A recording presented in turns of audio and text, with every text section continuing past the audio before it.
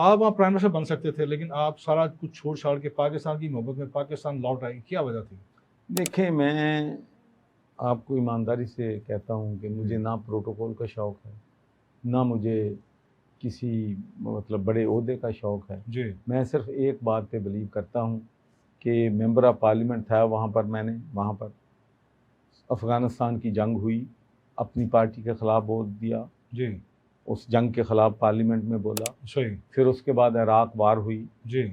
जितने major protest हुए, जी। जलसे जुलूस हुए, उनमें मैं स्पीकर होता था। सही, सही। टोनी ब्लेयर को सही। कंडेम किया, बुश को कंडेम किया कि सही। ये वार जो है अनजस्टिफाइबल है, इल्लीगल है, जी। इमोरल है जी। और उसके पास कोई वेपन्स ऑफ मास डिस्ट्रक्शन नहीं है, ये सारा झूठ है। जी।